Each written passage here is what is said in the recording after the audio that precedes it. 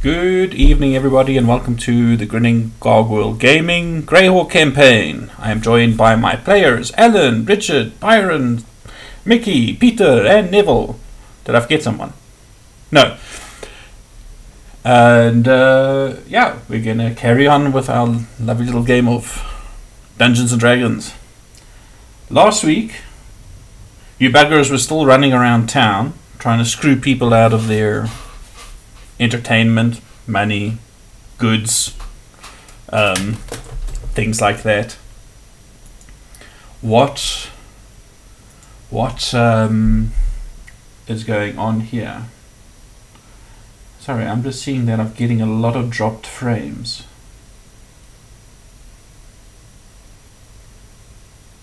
Like ridiculous amounts, 63%.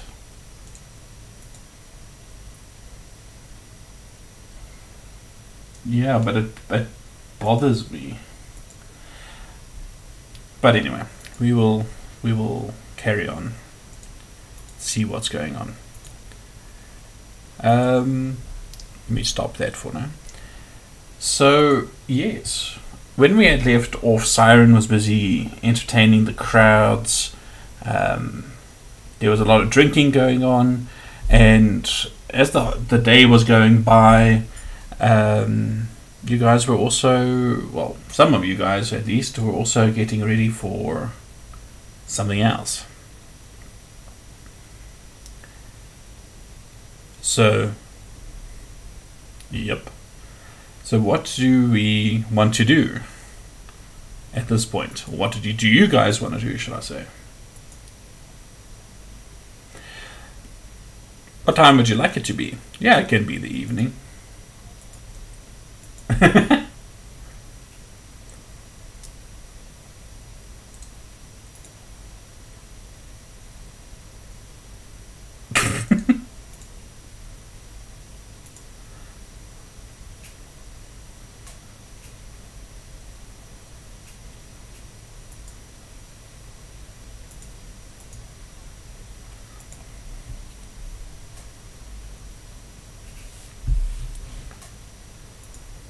I think I did tell you last week that she would be wearing the exact same ensemble.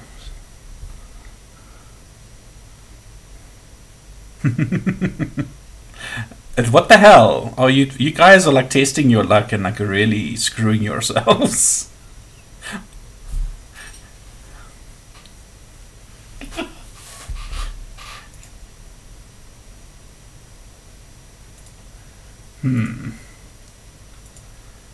You started something. You started planning out the shrines. Did you start something else? I don't remember.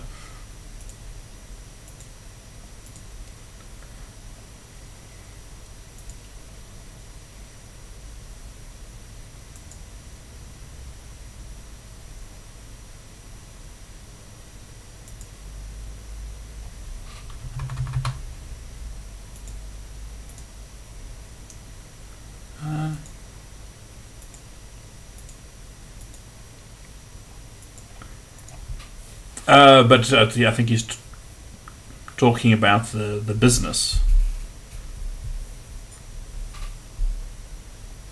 Unless you inform them, well, be free to have a conversation. You are in the market square at a table, drinking and feasting with the rest of the townsfolk.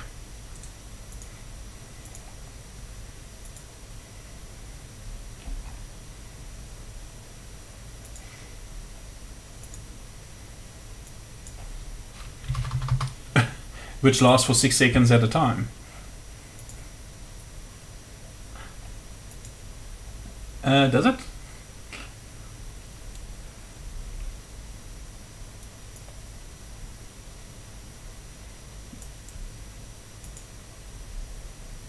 Oh, okay. Oh, that's fine then.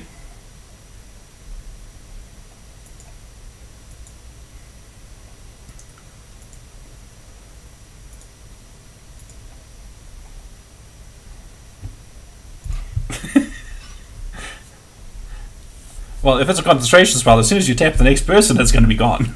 Gone. Yeah. As you're like a goldfish.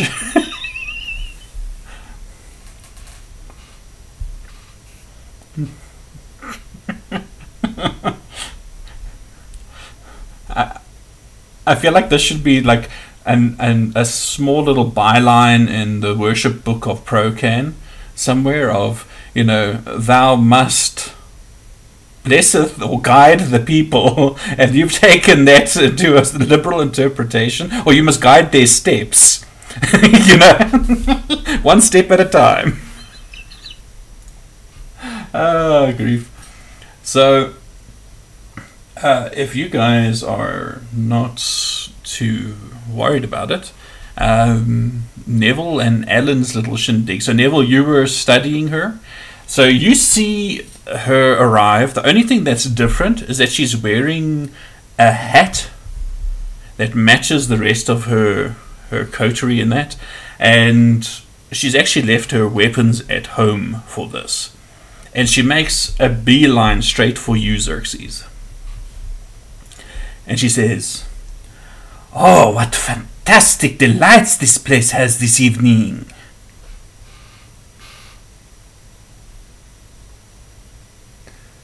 "Oh, by all means, find us a table."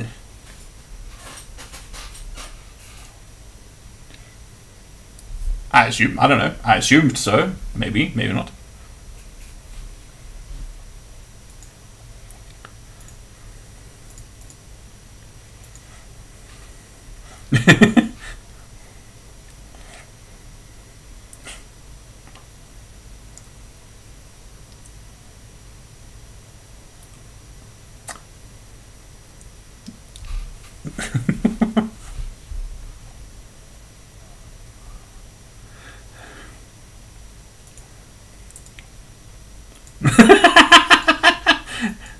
Oh.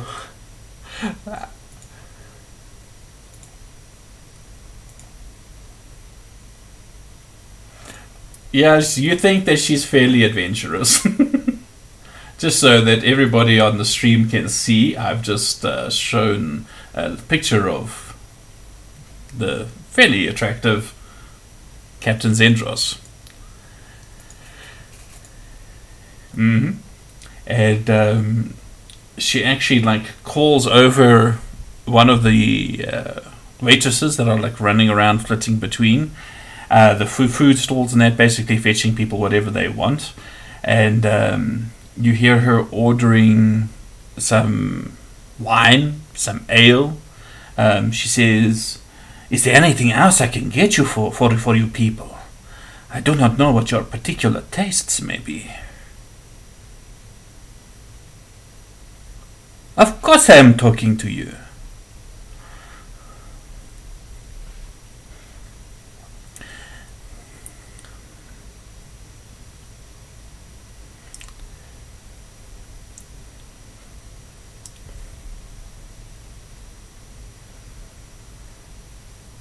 She says it depends on what they've got, but I will tell the girl to go and find it for me. Or for us, sorry, for us. She says, you know, you see her like leaning out backwards from this bench chair and whispering into this young red-headed girl's ear, and like this girl's just like hanging there. It's like this shopping list is not ending.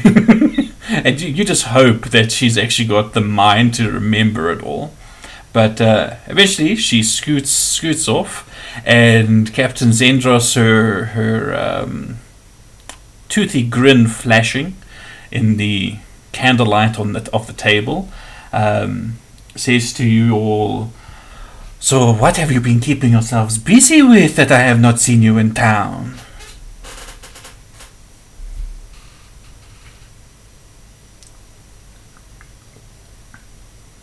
"Oh, this sounds exciting. You must tell me all." Living is good while we're living, yes? We might as well live and live well. Speaking of which, here come our drinks. And you see that waitress has come back, and she's got like 5 other people with her. and they're just bringing bottles of wine. There's like some other bottles as well that appear to have various kinds of brandies and things in them, and they're just like loading up this table, and they leave with a message of the food is on its way, it's just being prepared.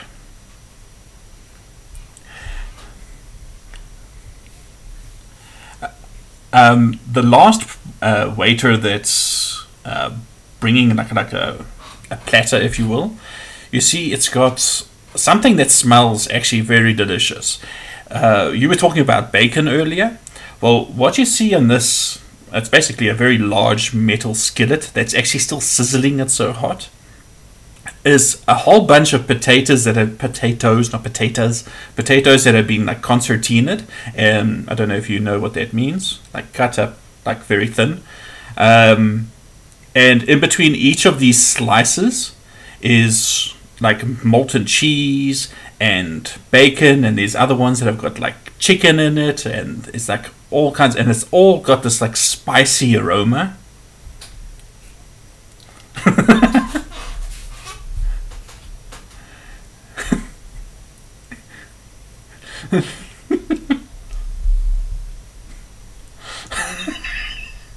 But the skillet is and like they like yes your starter for the evening. Well, you know, you can eat some of this stuff, and there's also like a couple of like large loaves on the side, and they seem to be quite fresh that you can like scoop up the sauce with.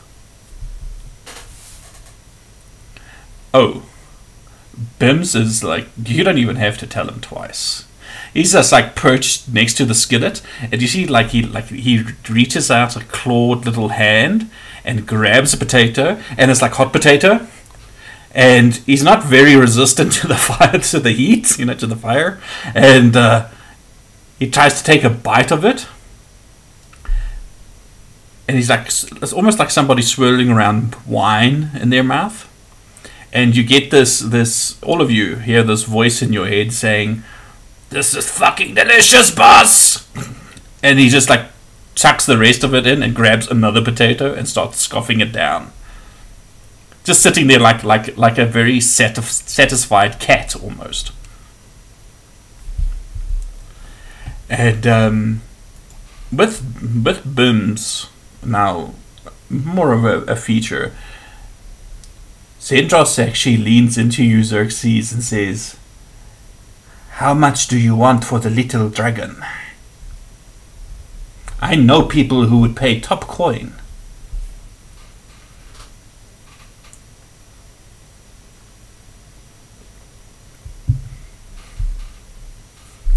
And you like see Bims is like glaring at her, because of course he can read her mind.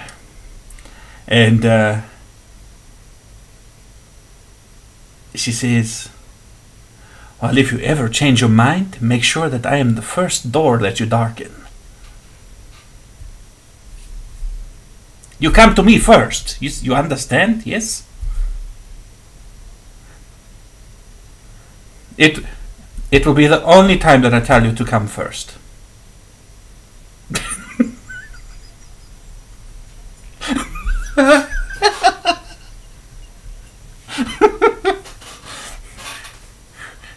In the meantime, Beiro, where are you?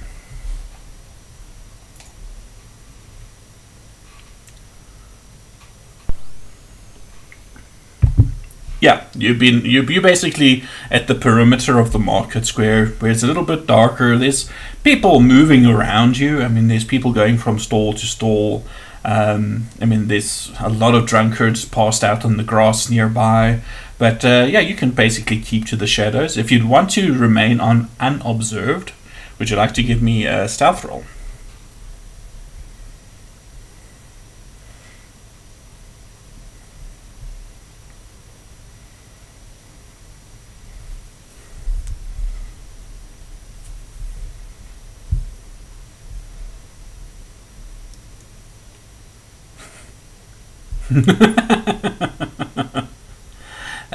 With a 10, yeah, you'd think you're being very, very stealthy, but you do catch a couple of people glancing at you, like, who the fuck is this weirdo? They see you.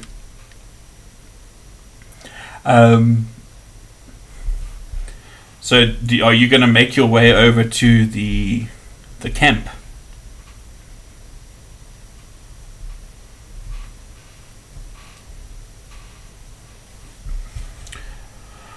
From the grove. Oh. Trying to open it up here quickly. Let me see. How far is that? There is a legend. This is in feet. From the grove, it's around. Okay, straight as the crow flies, just over 1,000 feet away.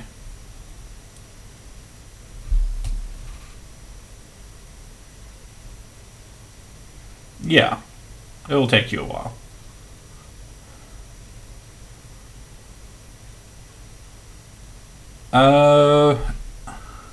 The camp itself, it's about.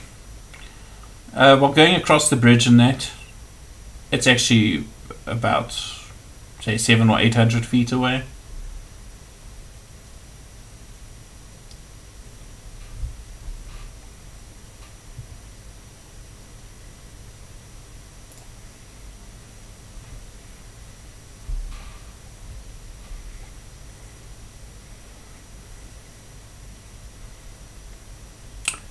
Well, heading out in what direction? Heading out. This, if still in town, just off of the market, right, where you were hanging around, is the snapping line, and then like right going out the north gate towards Beiro. One of the paths that go along the left-hand side of the Kingfisher River is the Wicker Goat. Which you know is a hangout for like some of the town guard, the dwarven mining operation guys. They like to hang out at the Wicker Goat.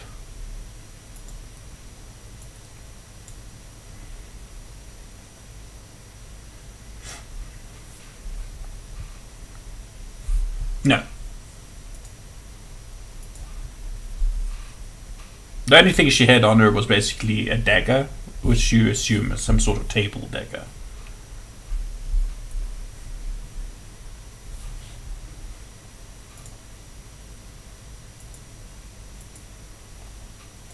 Yeah. Okay.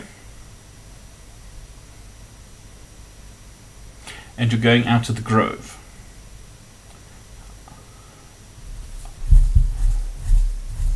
Oh, okay.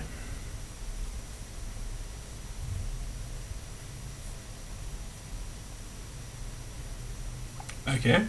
I get what you're putting down.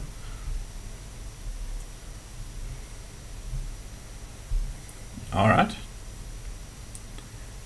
So if you guys could see this in like a cinematic, you would actually see that without doing anything whatsoever except for giving it like a little brush, Beiro's cloak just starts changing color. Yeah, and what else?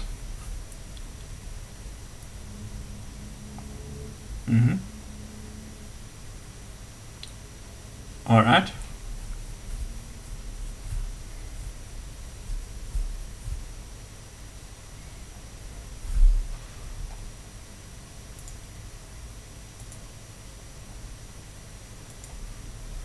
All right. So do you want to give me? I was just trying to think. That would be technically like a deception roll. So roll me some deception.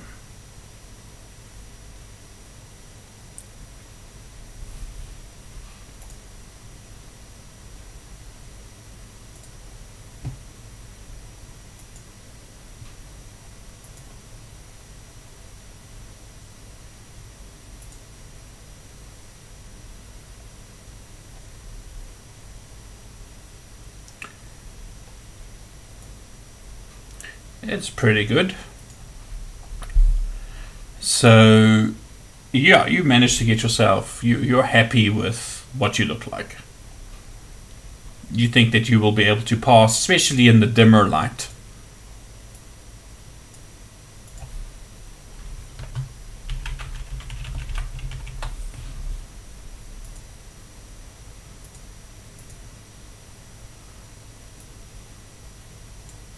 Alright, so on horseback, are you going to actually approach the camp on horseback as well? Or will you dismount before entering it?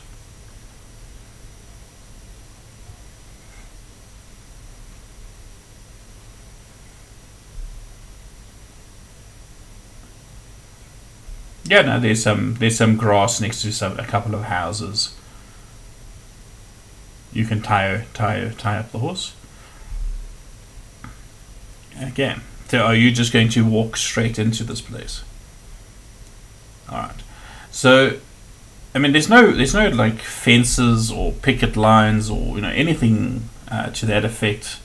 It's just a bunch of tents basically that most of the townsfolk, they don't, unless they've got business there, they try to avoid these strange this trade delegation of mostly tieflings with these few humans.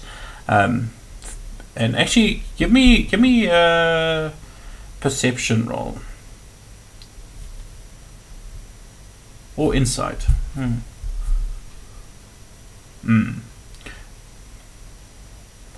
Okay. Yeah, that's fine. So as you approach the camp, you can see that there are a couple of guards. They don't look like anything particular. They look like they could be sailors almost.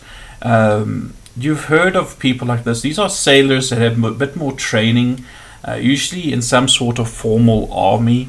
They are called Marines. For your ship, you are also aware that you were promised a contingent of Marines if you were to take on the responsibilities of basically being privateers for the crown.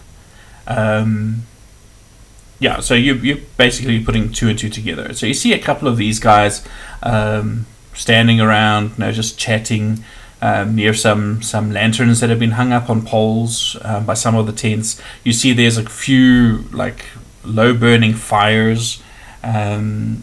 Most of the trade delegation has remained here by the camp because you can actually see that they've got tents and things set up that from your previous, when you came through in the daytime, you had seen this is where they were actually storing like the food and stuff that they were bringing in and cataloging before they get it ready to ship off out of Saltmarsh. This is where they're busy sorting through all of that stuff. So there's a lot of clerks. You still see some people sitting at like desks inside of these little temporary warehouses, scribbling things. You take it to be ship manifests or something where they're busy cataloging all this. So I feel like I need a particular piece of information from your character sheet that I just want to quickly look up.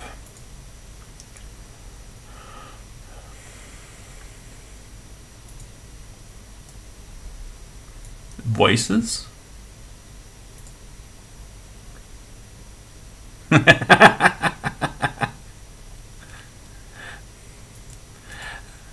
Let's put on a little bit of music.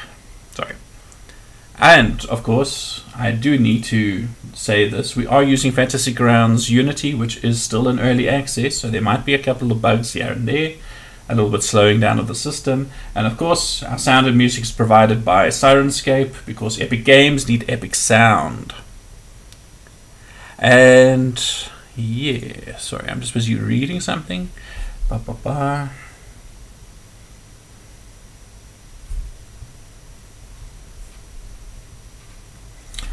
Okay, very good. So most of the people, as you walk into camp, they like either give you, like little acknowledging, tips of the head or verbal greetings. But because it is fairly dark and by all appearances you look like the good captain, you're not drawing any unwanted attention at this stage. So where are you heading to? Straight to her tent. Alright, so as you approach her tent, you see that there are a couple of guards standing at the door, and they like, one of them reaches across and like pulls back this side of the tent to basically create a doorway for you to enter, and you duck, passing through, and they don't even acknowledge it really.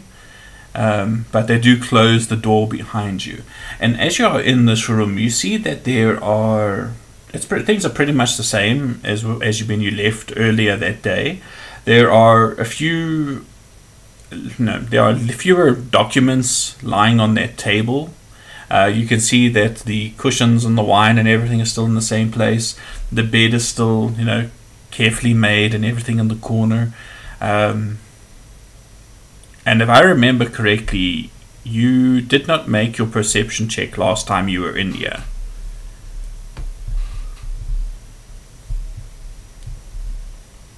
Okay, so you are aware of it. So you know where to go in this tent. So you know that towards the back of the tent, near to where her bed was this round table that had a whole bunch of like small little chests and weird boxes and things, an assortment of them. There's maybe about 7 or 8 of them sitting on this table, some of them piled on top of one another. So are you approaching that?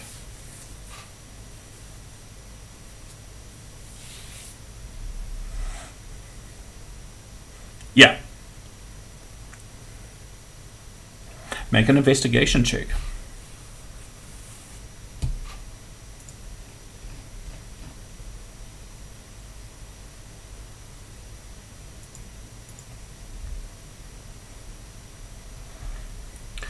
So digging around, you're looking for, just trying to scan through it to see if there's anything, interesting that stands out for you.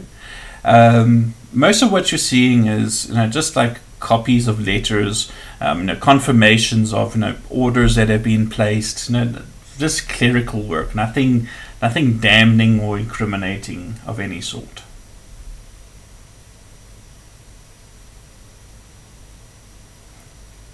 It does.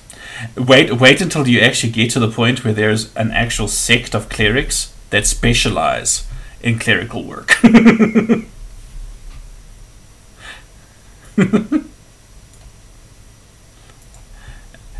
If I'm not mistaken, in the Forgotten Realm setting, the priests of Ogma, the god of, I think he's god of books or literacy or something, that's basically their domain.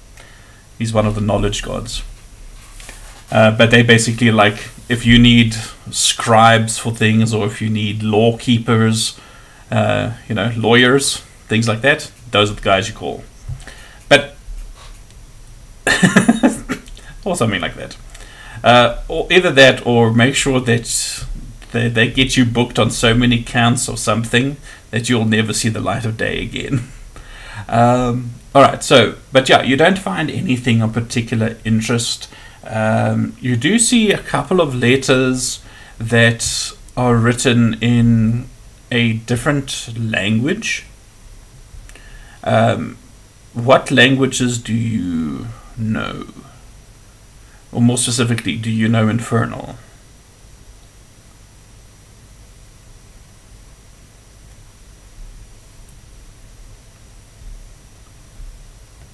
Oh shit, okay. So a couple of letters draw your attention because of this strange script that they're written in. It is written in Infernal, but it's a strange, you can read it, but it's a strange dialect, and there's some things that don't make a lot of sense. There are words in there that refer to things that you don't actually know. It's like your vocabulary isn't fulfilled. You don't know what these words mean. But from what you can gather, you pick up that these are special orders for requested items of a magical nature. What you do see is something to the effect of these items can be procured, and they speak of various things. They speak of a box, they speak of a pearl, they speak of a ring, saying that basically acknowledged, or not acknowledgements, but like this is what we're looking for. But of course, the standard precautions need to be taken with them.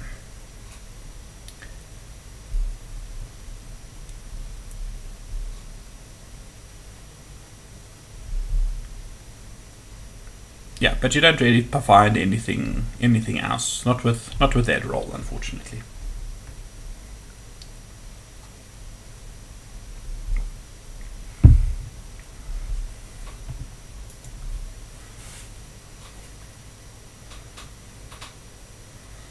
Well, make me a perception check.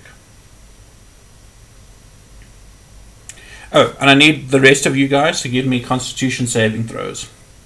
If you're drinking.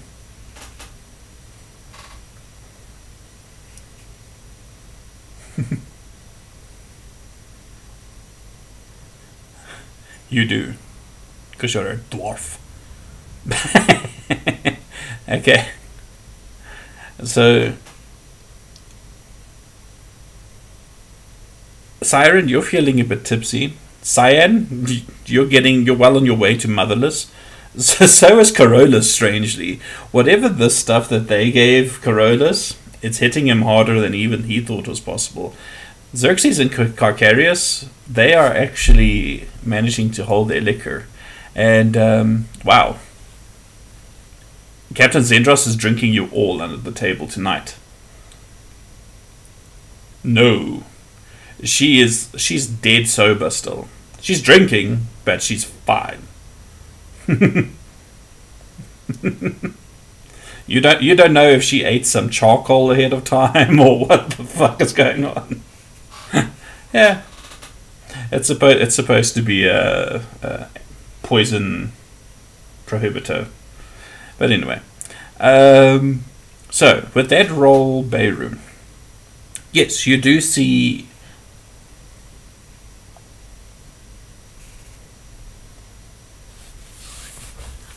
Yes. So you see on that table, two of the boxes that are lying on that desk are what you would look about the right size. They're about 2 or 3 inches.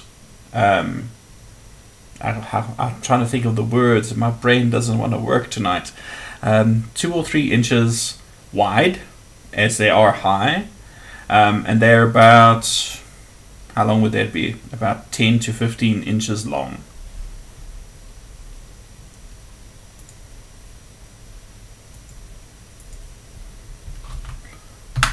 About 3 inches. No, that's not right. 2 to 3 inches wide. No, boxes, square. It's like little bricks, if you will.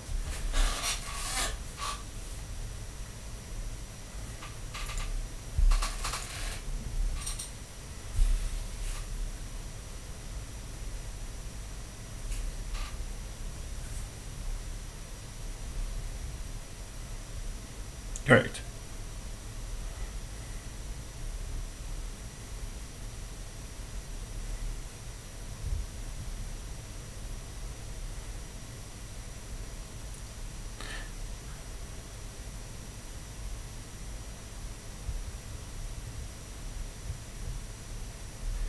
So remind us, how did I tell you so many weeks ago that this thing looked? Because I apparently didn't make a note of that.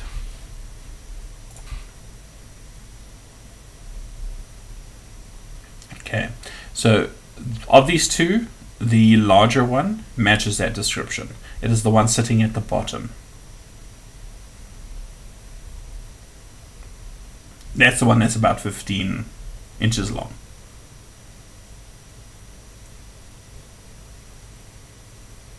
Yeah, there's nothing on top of them.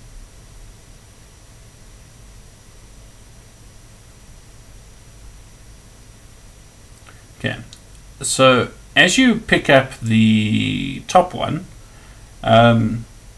it's made out of a very like highly polished wood. You see the edges are sort of rounded down as well, and on the top is some like gold filigree that appears to be Elvish writing.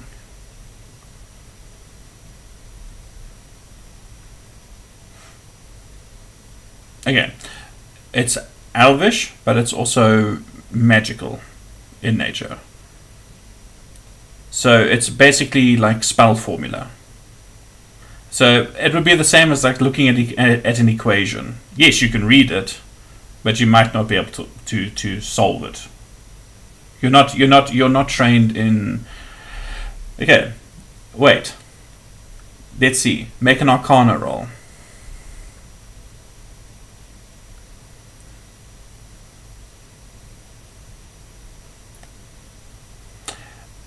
No, not particularly, but make an Arcana roll to see whether or not you might have some knowledge of it. Okay, that's good enough. This seems to be a scroll, or at least the case seems to indicate that it is something to do with High Elven magic. Something that usually is cast, to your knowledge, as a group.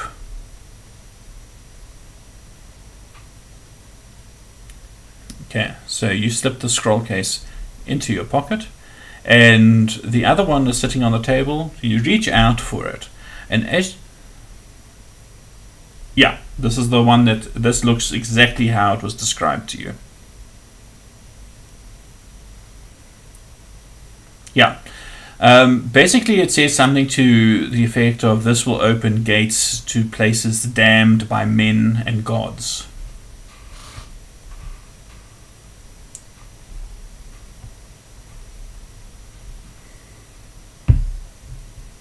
You pick it up, and what strikes you as odd about this particular case is it burns your hand almost. It feels hot, and when you look at it, where your fingers are actually holding onto this thing, you can see ever so slightly it seems to be burning your fingers.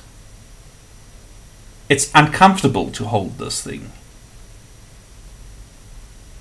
There's a slight like burning smell as you bring it closer to inspect it as well. Something sulfurous, something brimstony.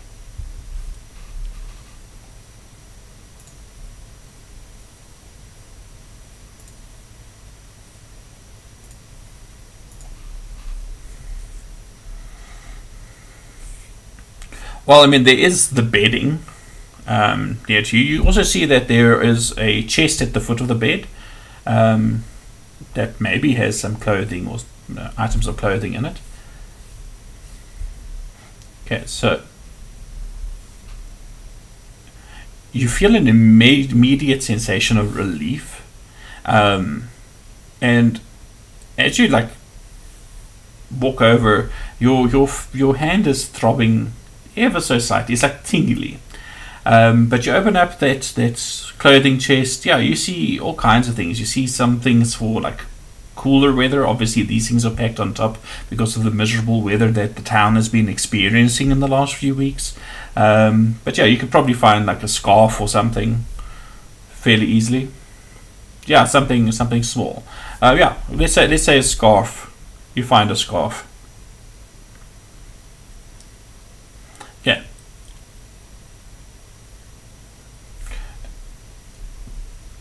Before you do that, because it's quite well lit in this tent, you see like on the tent posts themselves there are lanterns that have been placed here and there, so plenty of light, and of course there's two lanterns that are burning on either of the side tables next to the bed. And when you were busy having a look at that scroll case, before you start wrapping it up, because I mean obviously you're holding it quite close to you, you actually don't see a seam. You don't see a way that this thing opens. The scroll case.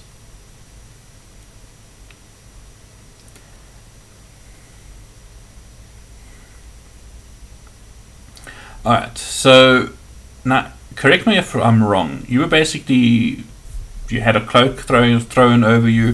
Further, you tried to look as much like Captain Xendros as possible, just with a dagger in your hand, right?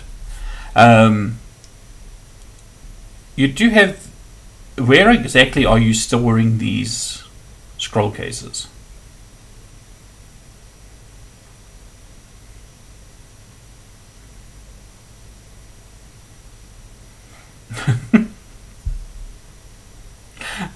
Boobs. Okay, so you tuck them in. The scrolls or the boobs?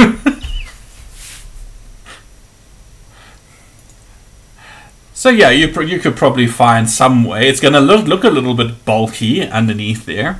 So yeah, but with a little bit of finagling, you managed to get it right. But I would like you to make I need something to check it against. Make me another deception roll with advantage, because you are looking like Captain Xendros. Is that 2 11s? Nice. You wish. So, alright. So, as you... I don't know, is there anything else you want to do? You think that you've got them tucked away pretty well. Mm-hmm. So, minus those 2 things that you've just taken, you see that there's a couple of boxes. They actually seem to like stack and like on top of one another. I'd say they're basically the size of a shoebox, both of these boxes. And then there are an assortment of smaller boxes nearby. Yeah, well, those 2 bigger ones that look like shoe boxes, those are the lock boxes.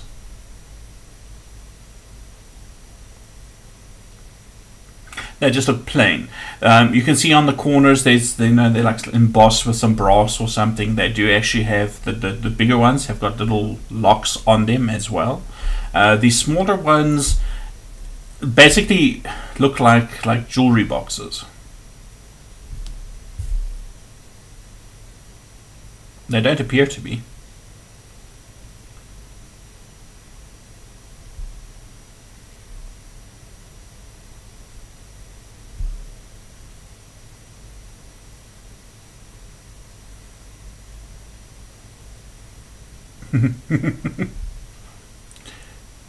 Which is just as well. As you busy screwing around at the table, that same clerk that you saw earlier comes in carrying a large book bound in like a black leather, and he says, "Mistress, I thought you had gone to cavort with the commoners."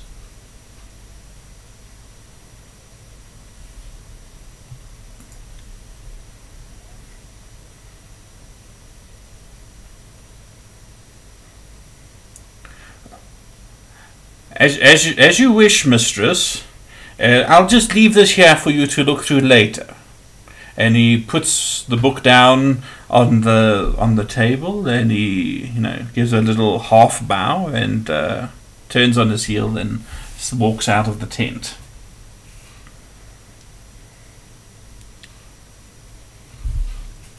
Mm-hmm.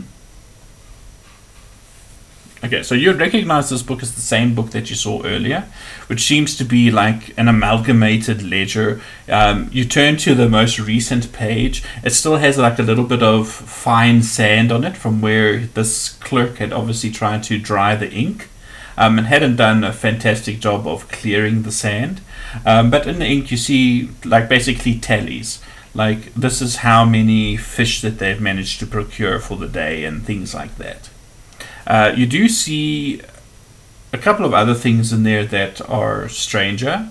You see there is another column towards the spine of the book, on the left-hand pages, and you see it on every single one. Not every line is filled in. There's only a line, maybe 1 or 2 lines per page, but the notes in that column, in that little margin, are in some sort of code that you don't know how to decipher.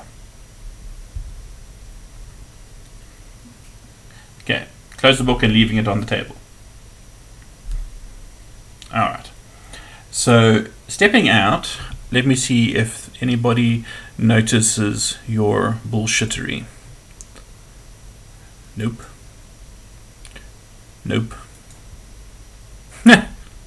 Close, but no. So, how are you sauntering out of this place? Just casual?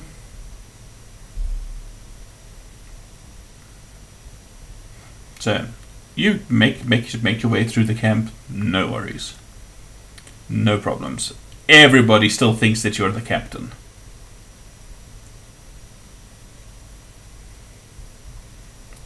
So you get to your horse, ride off into the sunset. Okay.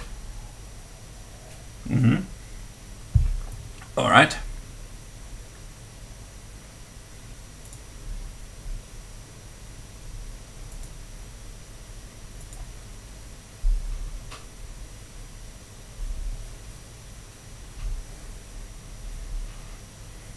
All right. So, yeah, he's around. Well, he's not around at the moment. He's also in town enjoying the delights, so to speak. But yeah, you managed to what? Oh, okay. That's a problem.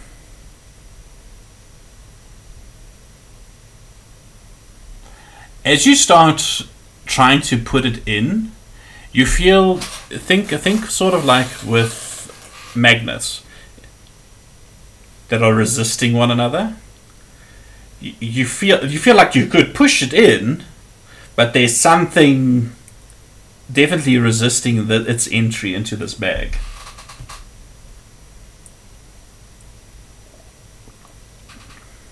All right. And you're leaving your backpack there under the trees. Oh, are you going to walk into town with your backpack on your back? Or are you just going to hang? You're going to sleep? Okay. Oh, okay, sorry. Did you actually say that before? Okay. Alright, cool. All of that thing. Okay, cool. You do so without further ado. So, that's it for you. Alright, so back at the table. The food has started to really arrive. No, well, actually, some time ago it started to arrive. The drink is still flowing. You've actually had a few visitors. Some of the town council have stopped by. You've met somebody new as well.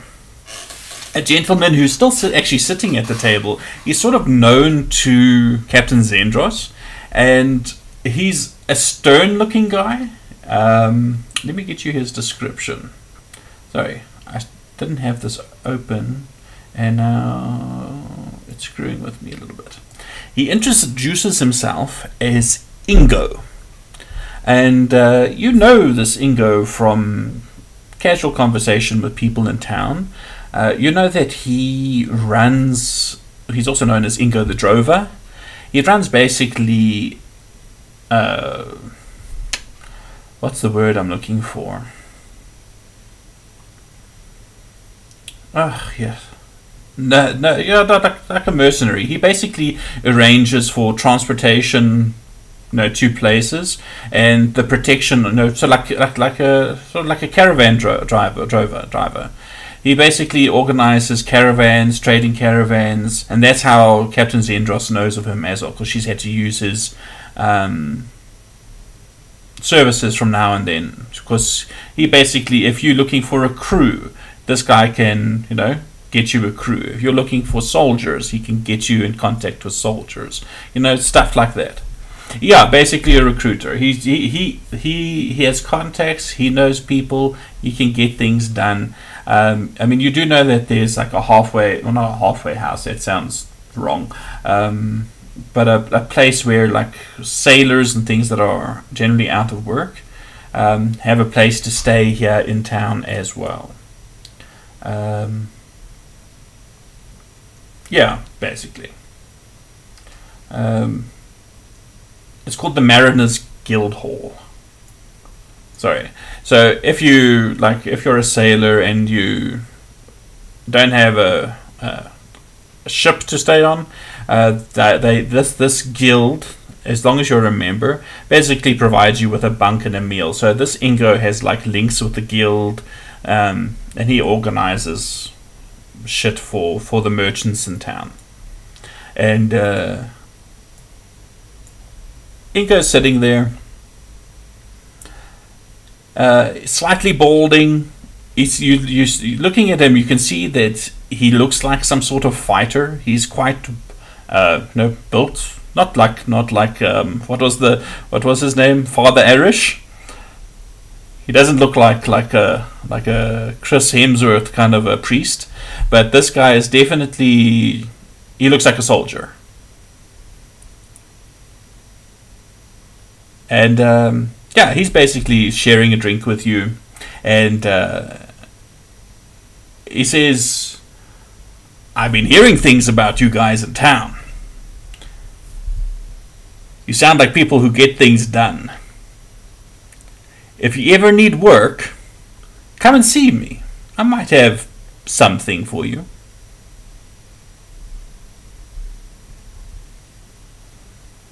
Nah, this is what he is. I am a facilitator. I facilitate the meetings between people who need things protected and the people who like to get paid protecting things. Or transporting things. No. I do not know what this mob is.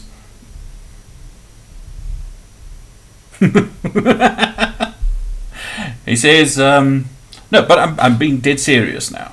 I actually have a little bit of work. I have a caravan that's been bogged down basically with this whole storm and shit that's been happening the last few weeks. And I'm assuming that you've probably heard something about these damn raiders that seem to be coming out of the Dreadwood. Well, I need this caravan is basically going to be making its way to Seaton. It has to drop off some stuff at the Dwarven mining operation as well, and I'm looking for some extra muscle.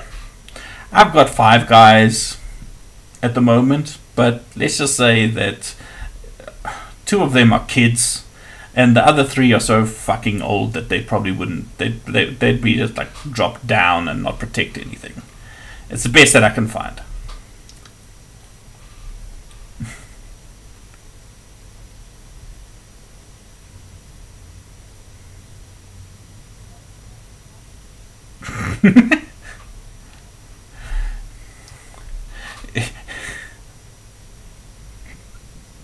He found a tree somewhere.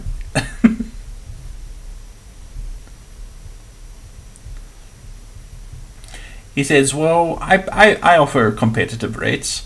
For your obvious skills, you're going to earn a little bit more than what those more common soldiers would. I take it, especially since you are clerics, you have priestly magic at your command.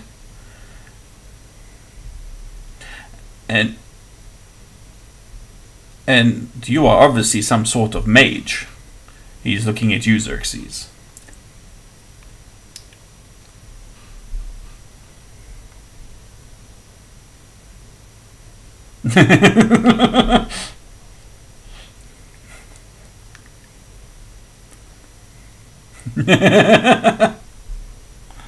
Is is what Siren's doing.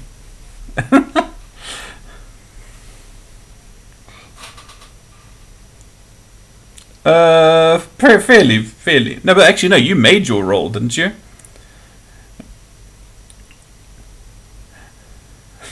True. Well, if you want, we can go for another round of Constitution saving throws.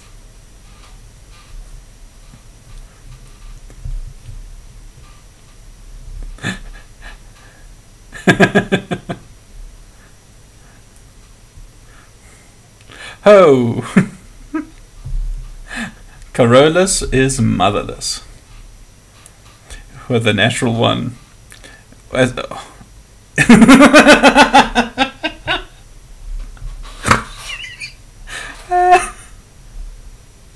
Oh damn! And Xerxes is like, Xerxes has layered his stomach with that juicy fat, and he's good.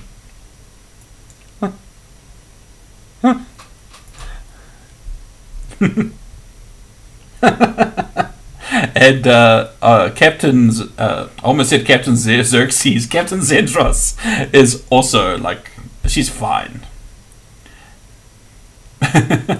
But Ingo is like, he says, he looks at Carolus, is like, if he wasn't so deep in his cups, I'm fairly certain that he would be useful too. But I'll leave that for the morning.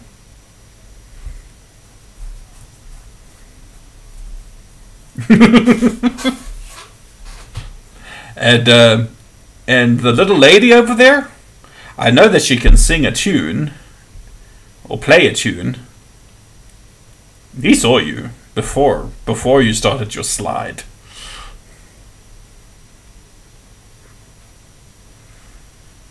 And he says, we obviously need somebody to give a little bit of entertainment on the road. I'm sure you make a strength check. Wait, you succeeded, hey, yeah. So you don't have disadvantage. Whoa, that like bounced all over the place for a second.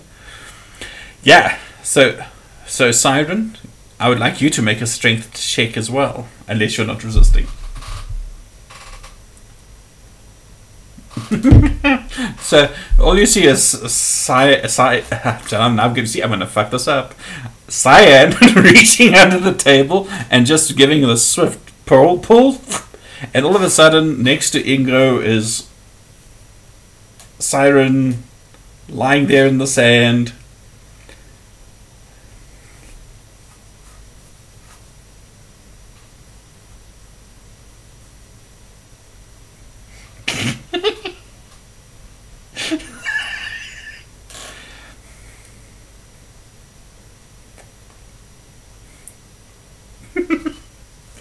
Ingo snatches his hand back.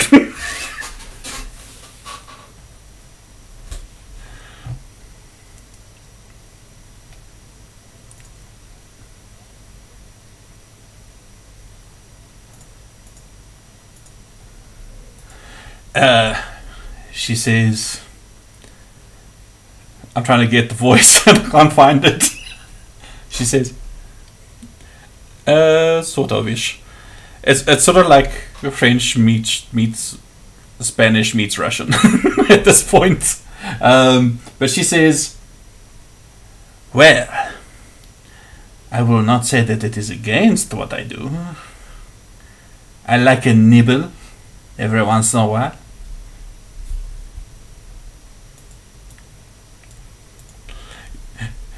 You put her tail in your lap. Your hand. Okay. Yep. She says,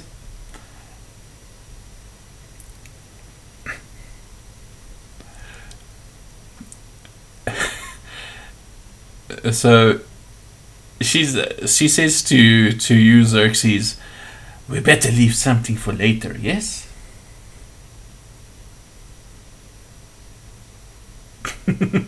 But she says, You should really take Ingo up on his offer.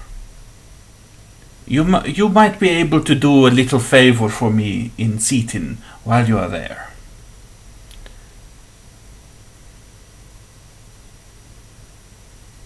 Oh, yes. Yeah. So he said he's willing to pay you 5 gold pieces a day. Per person. Not in total. Oh, shit. And I just realized something. I told you that I was a bad DM the last week or two. For one very simple reason. You guys have reported back to the council. And I need to award you some more XP. For successfully negotiating an alliance with the lizard folk. If you had failed, it would have been less XP, but you did get something. So, well done.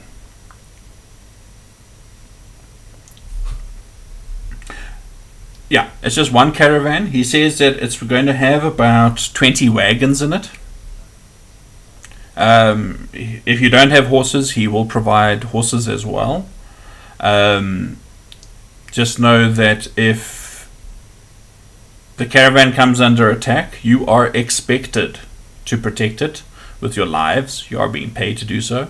But he does say that if you get to Seaton and make contact with, basically the merchants there, whose name I will give to you at a later point if you'd like. But his contact there, his agent, if you will. If you get there, you will be paid an additional sum of money as basically hazard pay if you are indeed required to fight. Depending.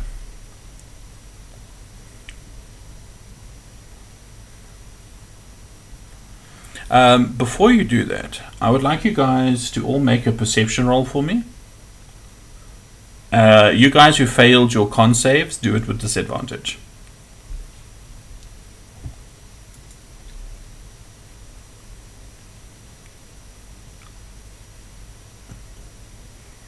Natural 20. Both feasting and partying, probably not. Oh wow.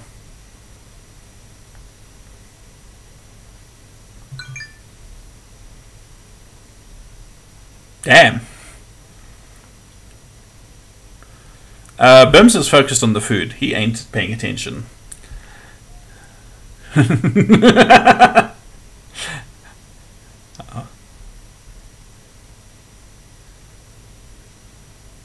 Yeah, I see it is 8 o'clock.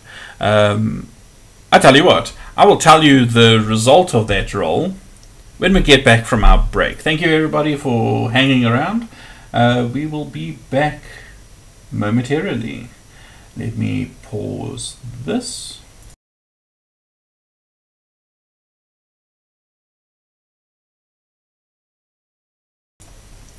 And welcome back everybody. We are back again.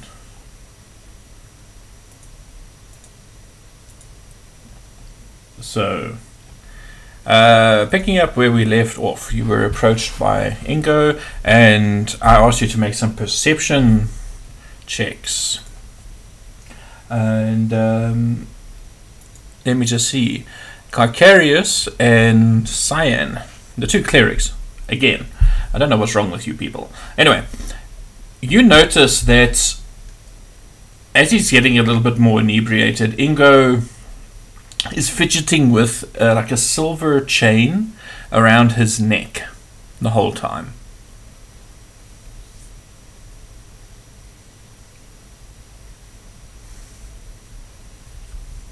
From the way he's pulling at it, and you see that the metal links straining a little bit, it looks like there's something relatively hefty on the other end of it.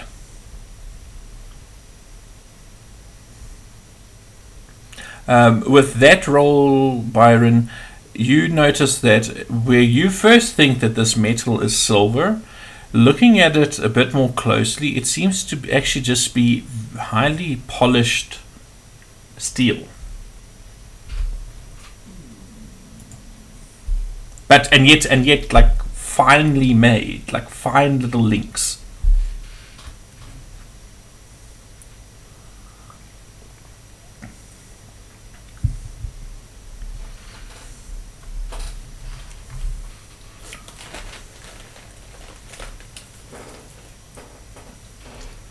The rest of his attire is good.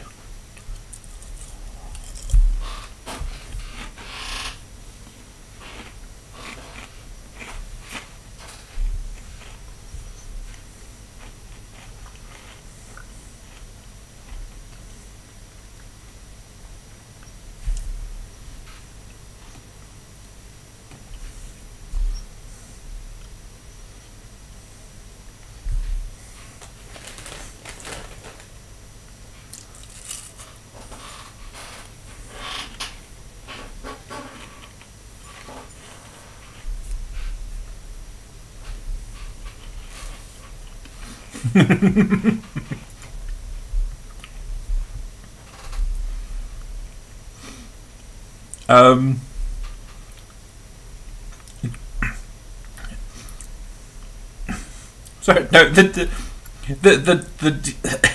DM is choking on a snack. Sorry. Ingo is like listening to you talking about him, and he's like, no, this is just a trinket from back in the day. It's just a keepsake. So we've all got them. Oh, no, just the usual, you know, fell in love, fell out of love, that kind of a thing.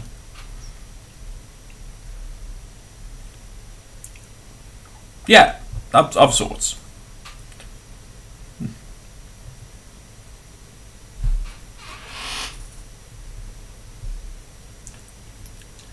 He says, it was me. Or it's... We don't discriminate. He says, no, it was me. I wasn't always the man you see before you now, leading a life of relative leisure. I was on the road a lot. You know, long distance relationships and all that.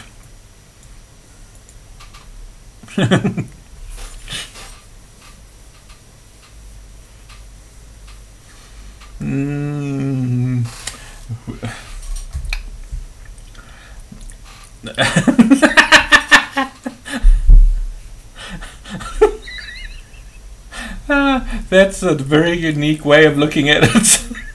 I never thought of it. Yeah, no, not that kind of relationship. No.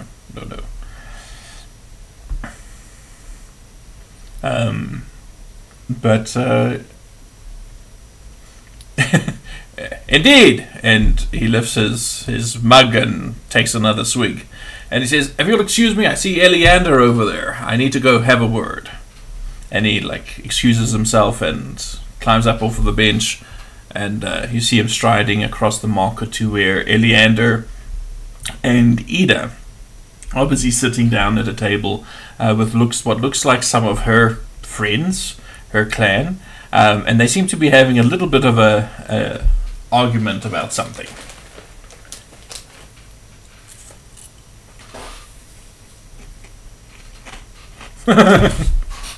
Just like tag along. Alright. So yeah, you do that, no problem.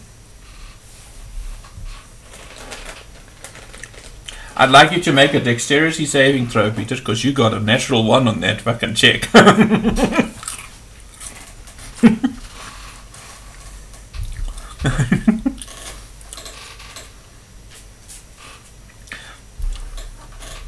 Yep, dex save.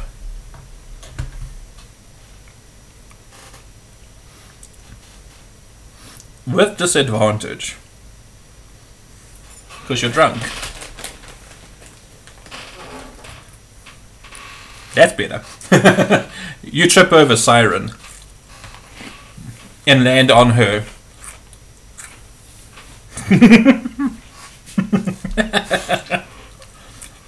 That particular blending, I can't imagine. A dwarf tabaxi. Yep. All over Siren.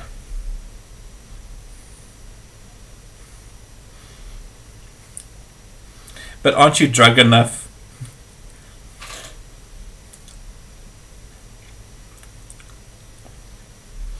But I kind of imagine with tabaxi, if they get like soaked in alcohol and like being Siren, that you're actually just going to be like sitting there on the ground, licking it as you're sitting there and getting drunker.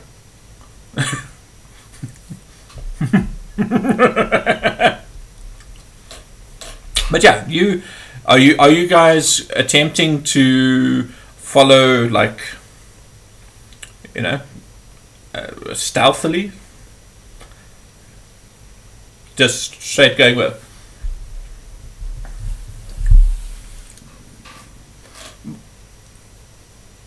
both.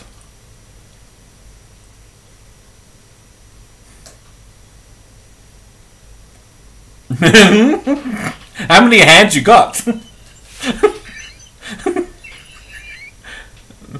Okay.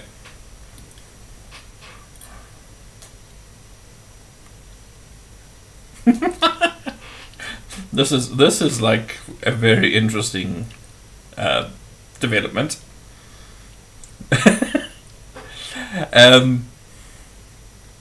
So as you're making your way, dragging the dwarf, and are you actually dragging Siren with you as well?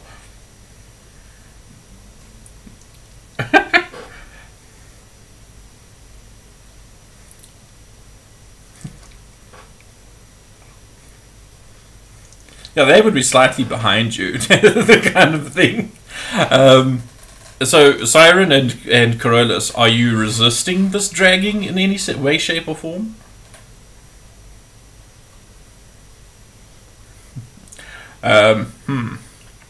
What would that be? Make me a straight dex roll. Yep. Drunk inspiration.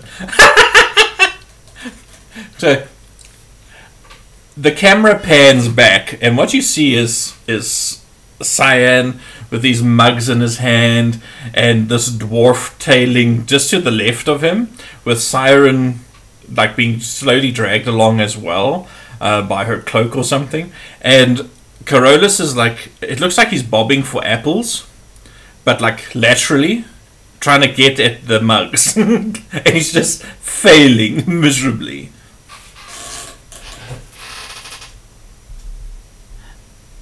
And the people watching are like, we don't know this dwarf like that. He's usually so reserved, you know?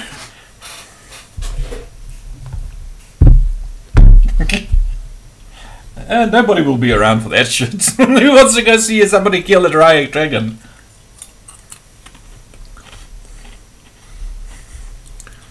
Yeah. Do we trust them? So, I would like Cyan to give me just a straight perception roll. This is going to be for hearing, and Siren and Carolus, you can both give me perception rolls with disadvantage. Wow.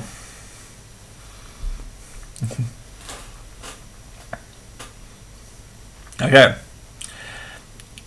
Cyan and Siren, you do not pick up on anything from the table. Carolus, you catch the odd word coming out of Eleander and Ida's mouths, and you don't get like the whole conversation by any means. You don't know what started it or what it's about, but you hear Eleander basically saying that they need to put out more of the town watch, need to be patrolling further away from town, and Ida is like putting her foot down and refusing, saying that no, we need to keep people close.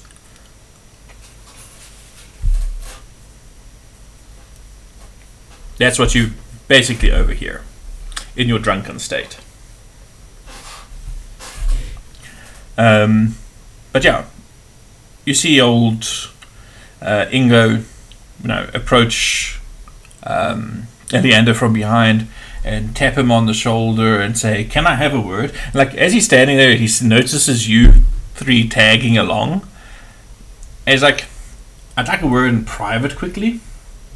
And him and Eleander move off to the side some ways, maybe about 20 or 30 feet away from Ida's table. And Ida is watching you guys and seeing you approaching with mugs, and she says, "Is that for me?"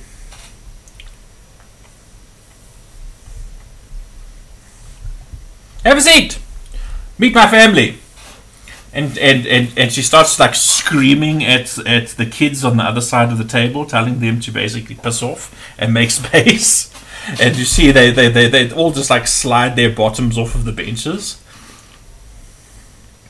And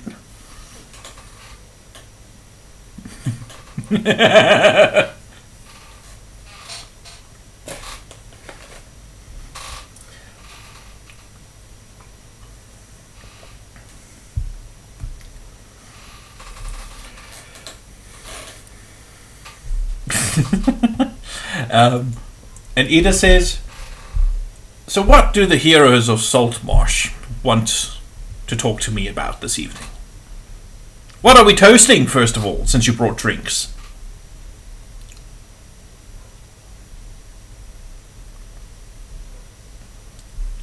And all the men and women at this long table, there's probably around 13 or 14 of them, including Ida.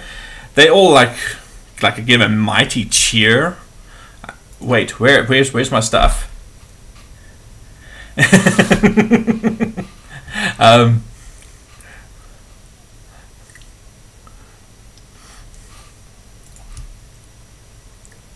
You hear, and at another table you hear.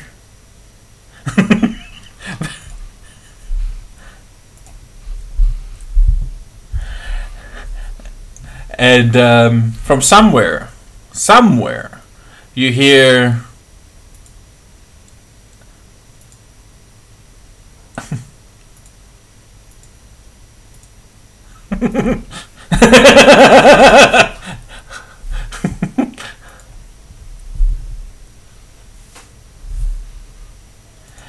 And somewhere you see there was a troop of those troubadours, the jugglers and things, that had gotten a little bit too excited on one of the tables, and everything has come crashing down.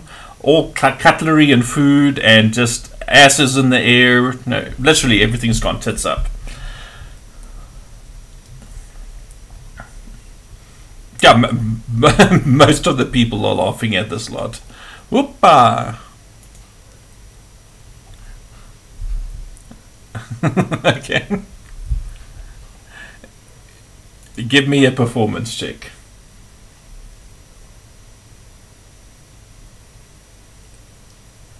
So.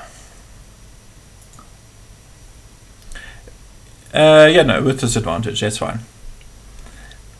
Yeah, somehow you managed to still carry the tune. And everybody, it's alright. You're playing the tune, and since it's a sea shanty, everybody at Ida's table is singing along. Okay, so you get up on the table, you're dancing, and most of the people are distracted by Iuz. And Ida leans across towards Cyan and Carolus and says, "You guys did some good work. But we still got to see how this plays out. I take it that the council can look for some help from you in the future."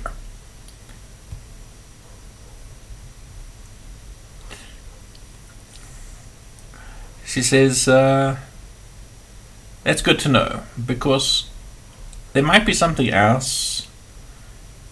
And she's as she's saying this, she's sort of glancing over at Eleander, and she says, "You may not have picked up on it, but we don't exactly get along, Eleander and me.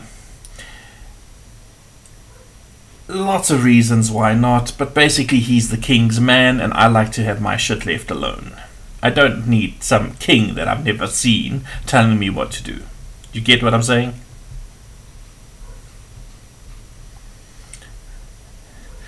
So, if shit goes down, can we, and she like waves a hand at like her whole family that's surrounding you at this point, can we count on your help? In case.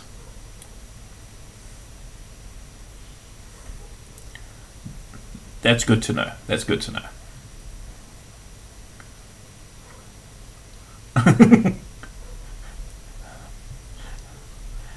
He's poking the dwarf.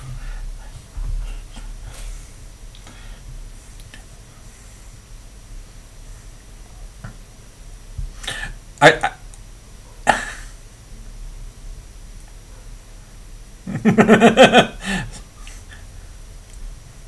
and Ida like lifts her mug again and says, "Yay, excellent," and takes a long swig. And but poke the dwarf. That totally sounds like pin the tail on the donkey, like a party game of some sort. New drinking game, poke the dwarf. Oh boy. So yeah.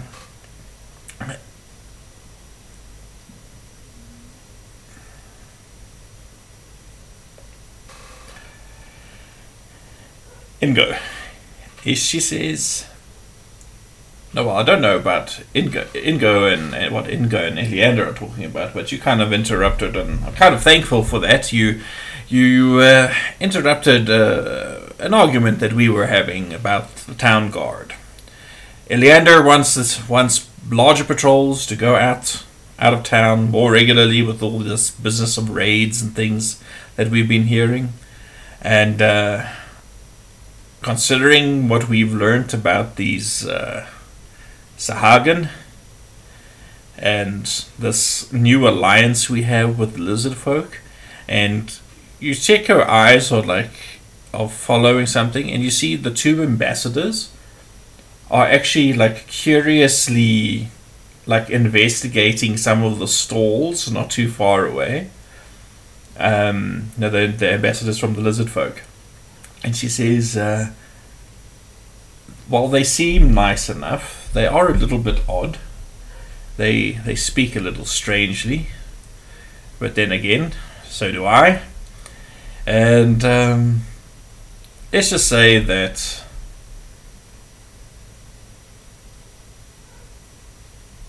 this difference of opinions that we seem to be having lately,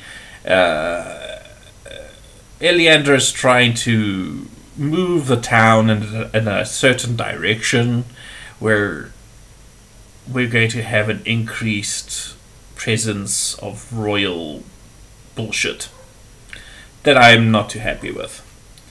Well, they want to fucking send a tax collector down here. Have you heard of this bullshit? I mean, we were fucked up by the sea princes. Where was the king then, huh? Where was the king's gold then, huh?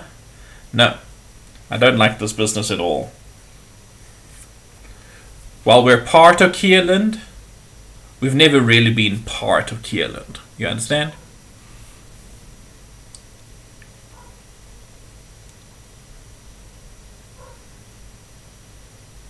Hear, hear. Pro can be praised. God. And Osprey. The fine prince. She says, and Osprey. I don't mind tossing a coin to the sailing lady.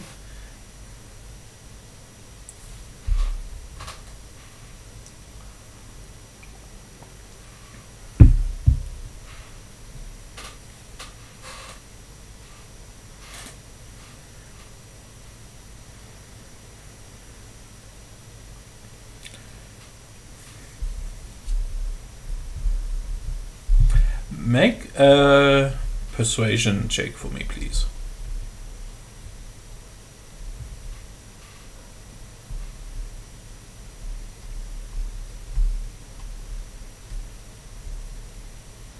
Oh, and for those who are listening on stream and on the podcast, if you check out on Twitch now, I actually have it enabled and working. You can now check out the characters' artwork and stat sheets and things using the D&D Beyond extension, which is awesome. So that's a perception roll. You must be drunk in real life. Persuasion. Yeah, no, you see the shitstorm coming.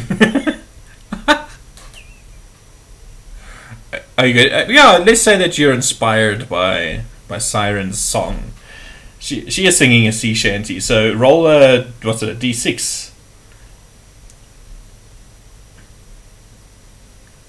For a 10. No, what's it, a 4? Okay, 11.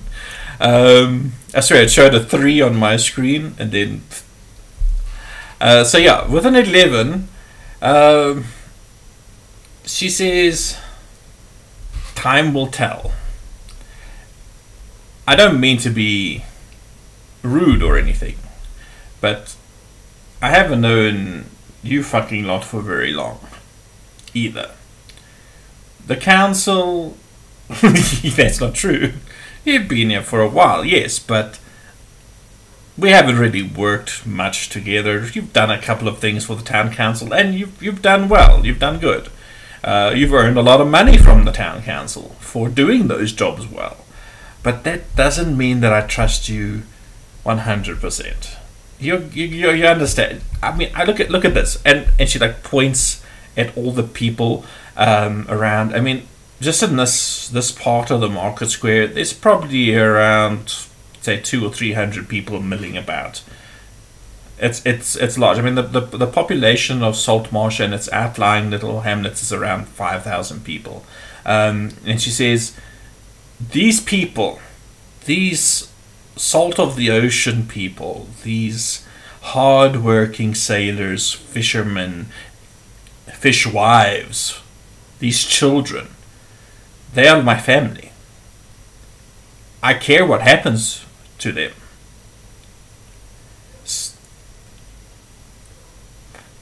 Yeah, sort of. It's not really an orphanage. It's just that she takes in any orphans. Yeah. She says it's important that I keep my people safe. If that means I need to protect them from these sea creatures, great. If allying with the lizard folk allows me to do this, awesome.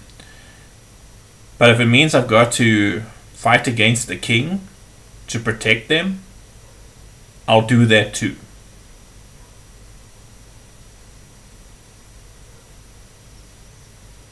I don't want it to come to that, but you must understand, Saltmarsh people are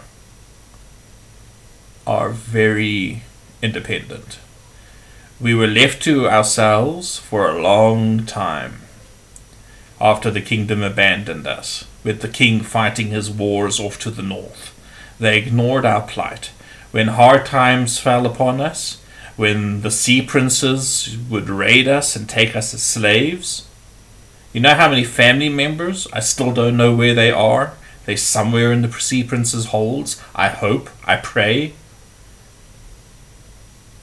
Let's just say we have a long history down here. We're simple folk, but we don't forget that shit. None of that shit.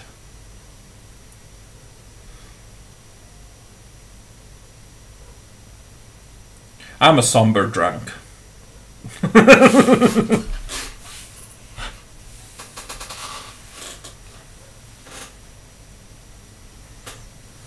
And she knocks the tankard against yours and takes another swig. And she stands up and she like she's just kind of doing you proud. She gives like a cat-like stretch, raises her arms. And I mean, she's not a petite lady. She's quite a robust lady. And she says, "Come on, you lot. We've got work to do in the morning. As grand as this festival is, it's time to hit the hay." And she starts leading off her clan, and but little bit by little bit, they start getting up and finishing their drinks and going their separate ways. Most of them actually head in the same direction as Ida, which is down the main thoroughfare, but there are one or two that go elsewhere.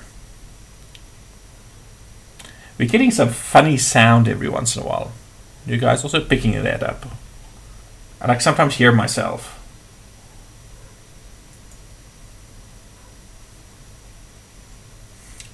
Only sometimes.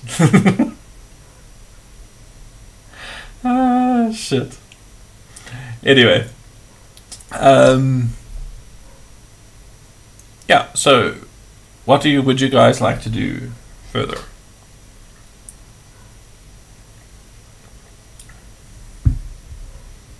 Oh, sorry, what is that, Peter? Your mug is on the table. Squinting. He's like, he's checking underneath the table, like patting the bench to either side of you.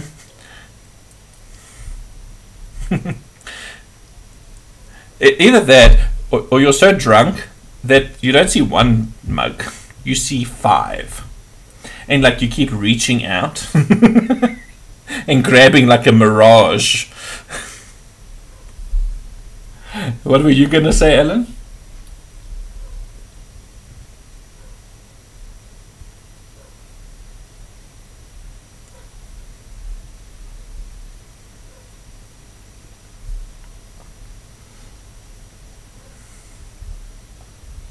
Oh yeah, no, she says that 2 of the... Let me try and... Why is this accent so difficult for me to do tonight? I can't... It's like a... Yeah, probably. I should probably rectify that. But anyway. Got to work tomorrow, so can't. So she says... Well, you see... I have a couple of shipments that need to go to Seatin.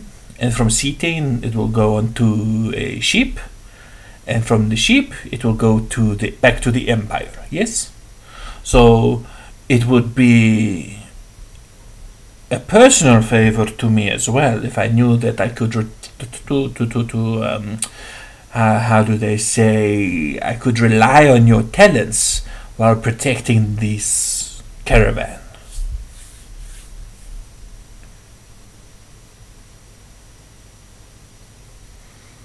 Oh, this and that, mostly fish, some other little things. Nothing too important. The really important stuff we have other couriers at our disposal for.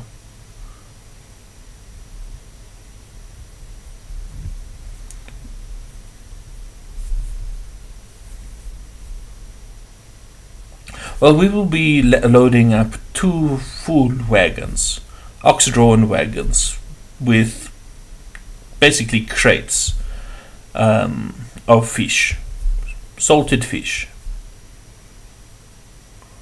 And there should be 1 or 2 crates there, or chests at least, of some of the finer silks and things that I've managed to procure. You know, the nobility, they like these things.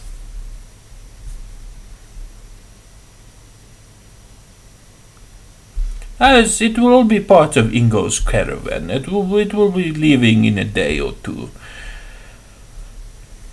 I think he maybe wants to get some more manpower because of how big the caravan is. You know how it is. Men always got to overcompensate.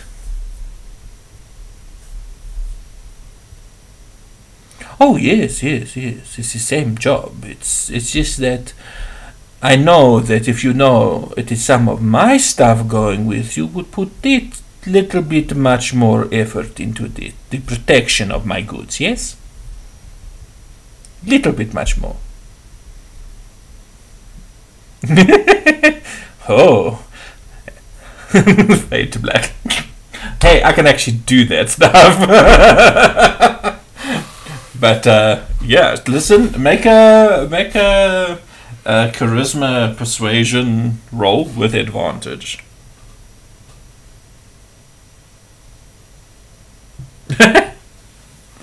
Oh, are you leading her to the establishment?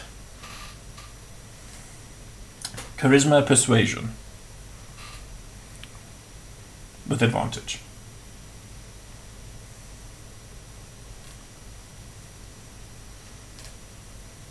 Though you two are still relatively sober. Wow. So with a 21, she is very eagerly taking your hand and letting you lead her away.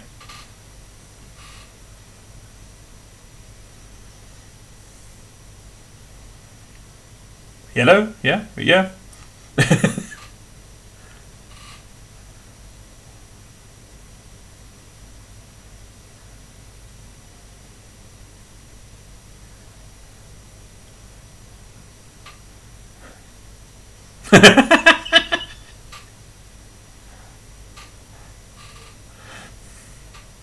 Okay, so there are a couple of guys in there.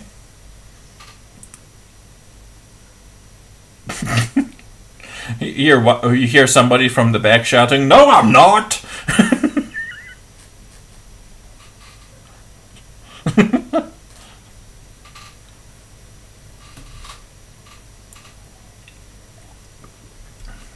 Oh yeah, you see guys that they're just like grabbing their clothes and running out butt naked.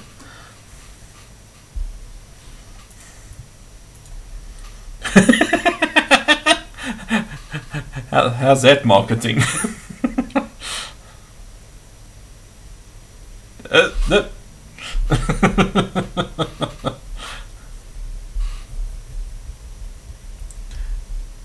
Yep, nope. I will be drawing the line right there. Let's just say that the sock is on the door.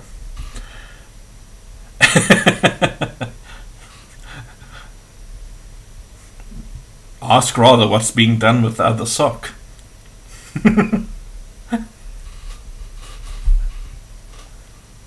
So, the rest of you guys, what are you doing?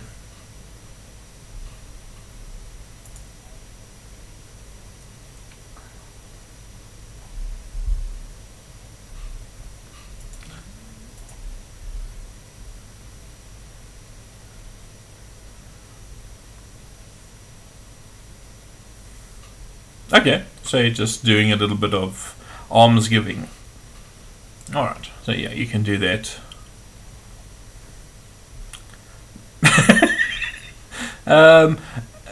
There are a couple of like street kids that are hanging around and are looking for scraps of food that people aren't eating and things like that. But yeah, they kind of mob you for a second. And hello to the people in chat, by the way. Then they actually leave you alone, strangely. They're not too scaly, if I can put it that way. There was something else I thought of, and now my brain is completely fizzing. I thought about it during the break, that I wanted you guys to do. Actually, before you guys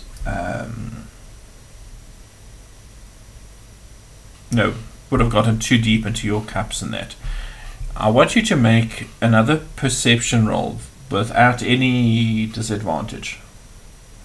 Let's just say as if you were still sober. Everybody who was in the market.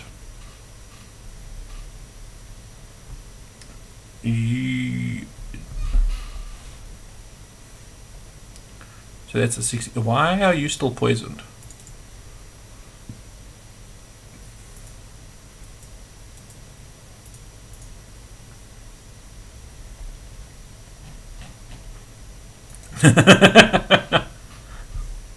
Somewhere in there, there's a liver, some piece of meat.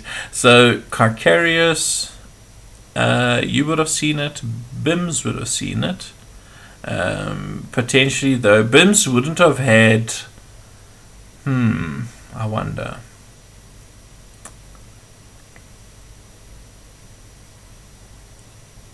It's not so much. It's not just a case of seeing and hearing. It's about noticing and putting two and two together. So I'll say he might have brought your attention to it. So Carcarius and Carolus and Bims. Unfortunately, Beiro, Xerxes, and Cyan and Siren do not get it.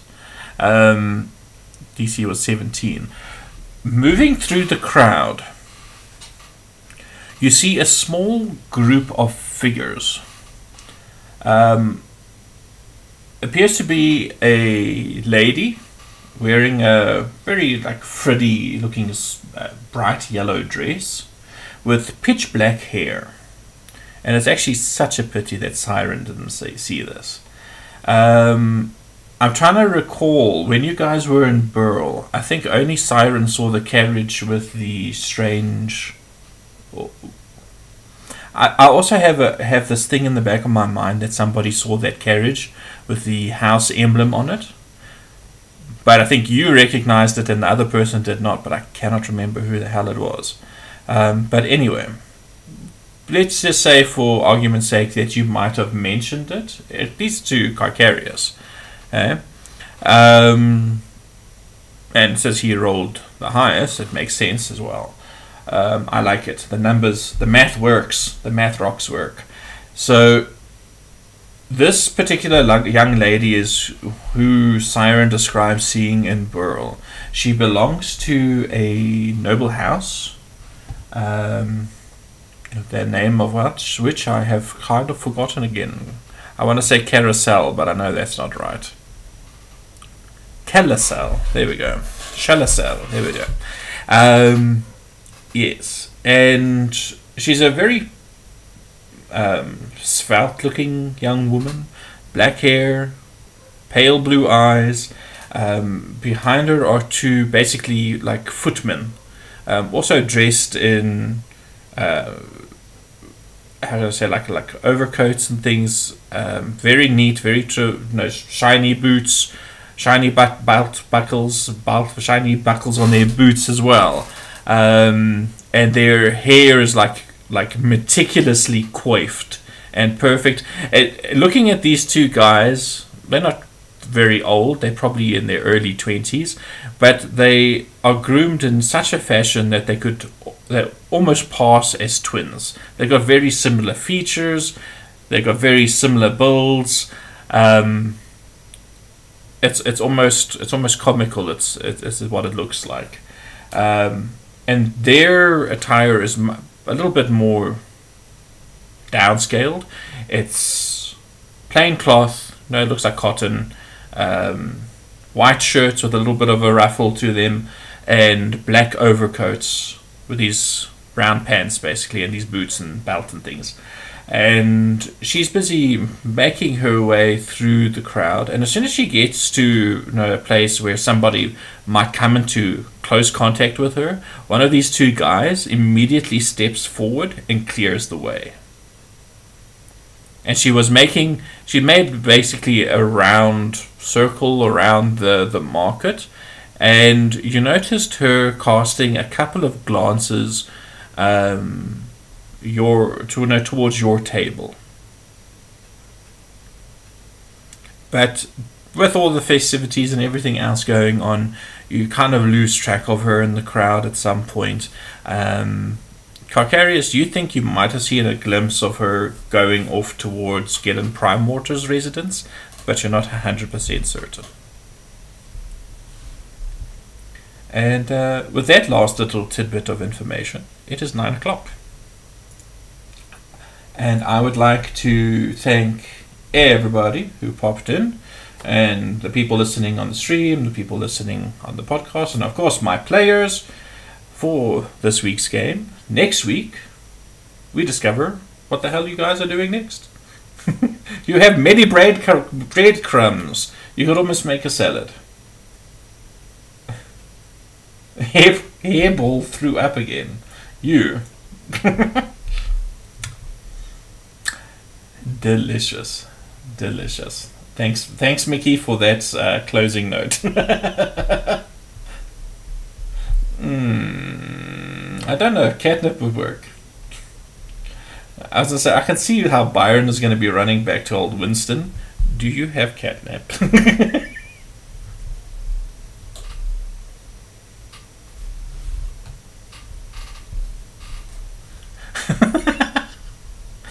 I think most people would know that a tabaxi is not like a cat in that way. I hope. Well, we won't know unless you try.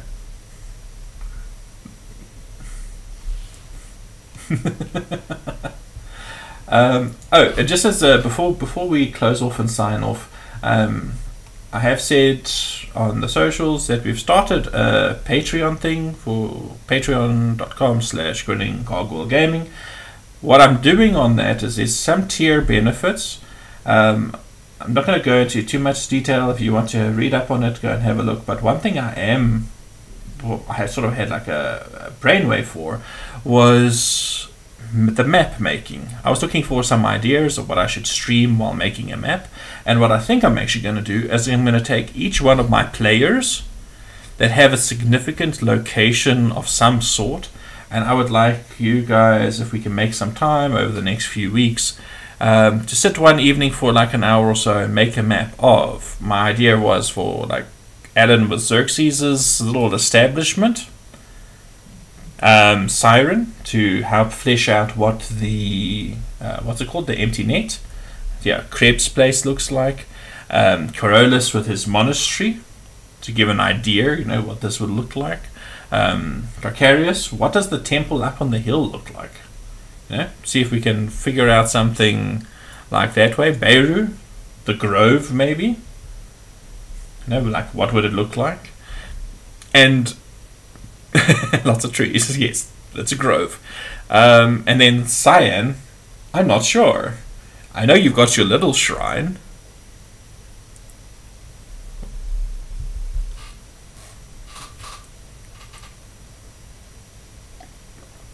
Pamphlet.